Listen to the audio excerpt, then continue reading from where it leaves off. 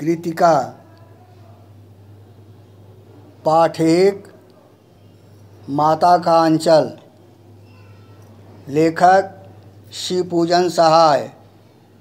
कक्षा 10 विषय हिंदी। शिक्षक शशि सर।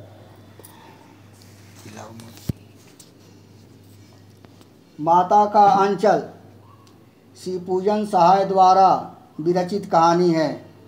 इस कहानी में माता पिता का बच्चे के प्रति वात्सल्य प्रेम को दिखलाया गया है।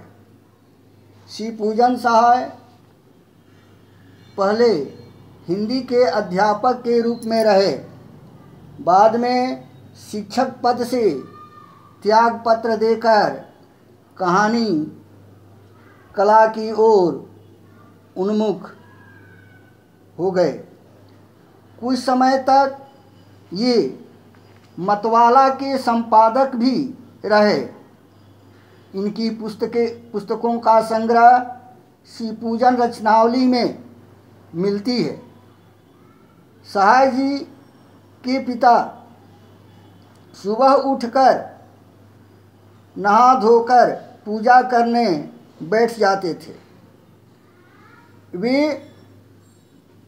बताते हैं कि हमारा बचपन से उनके साथ लगाव हो गया था। माता केवल दूध पीने तक माता थी।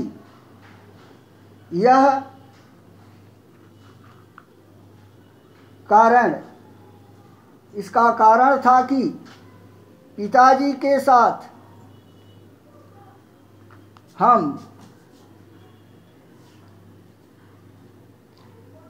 बाहर के बैठक में सोया करते थे। पिताजी अपने साथ नहला धुलाकर पूजा पर बैठा देते थे। जब हम भभूत की तिलक लगाने की जिद करते तो हमारे ललाट पर भभूत से अर्धचंद्राकार रेखा बना लेते थे। ये बताते हैं कि मेरे सिर पर लंबी लंबी जटाएं थी। भभूत लगने से मेरा रूप सौंदर्य बम भोला जैसा लगने लगा था। इसके बाद उनका नाम तारकेश्वर नाथ पड़ गया। पिताजी प्यार से हमें भोलानाथ कहकर पुकारा करते थे।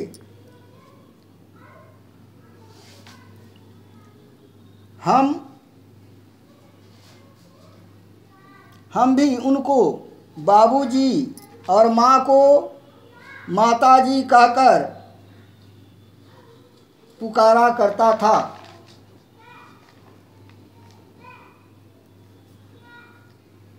सहाय जी बताते हैं कि मेरे पिताजी हमेशा रामायण का पाठ करते थे। रामायण पढ़ने के बाद वे राम राम लिखने लगते थे। वे अपनी रामनामा बही पर 1000 बार राम का नाम लिखकर पाठ करने की पोथी के साथ उसे बांधकर रख देते थे। फिर 500 बार रामनामा कागज के छोटे टुकड़े पर लिखकर उसे आटे की गोली में लिपटकर गंगा में प्रवाहित करने के लिए ले जाते थे। साथ ही शिवपूजन जी भी अपने पिता के कंधे पर बैठकर जाते थे जब वे गोली बनाकर ले जाते थे तो जल में पड़ी हुई मछलियाँ उन गोलियों को फेंकते वक्त खाने के लिए दौड़ पड़ती थी। पुनः वे अपने पिताजी के साथ कंधे पर बैठकर घर आ जाते थे। पिताजी हमसे कुश्ती लड़ते समय स्थिर होकर हमारे बल को बढ़ावा देते थे और हम उनको पछाड़ देते थे। वे जब पीठ के बल लेट जाते थे तो उनकी छाती पर चढ़कर उनकी लंबी लंबी मूछें उखाड़ने लगते थे। तब वे हाथों से मूछ को छुड़ा लेते थे। उनके पिताजी उससे खट्टा मीठा चुम्मा मांगा करते थे। वे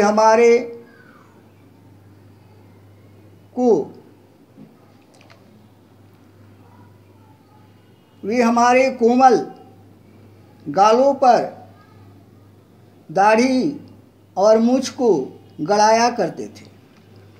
जब मैं चुम्मा नहीं देता था इस पर वे क्रोधित होकर मूछें उखाड़ने लगता था। पिताजी अपने हाथ से फूल के एक कटोरे में गोरस और भात सानकर खिलाते थे। जब हम खाकर अंदर जाते तब मैया थोड़ा और खिलाने की हठ करती थी और पिताजी को बोलती थी कि आपको खिलाने का ढंग नहीं जानते हैं।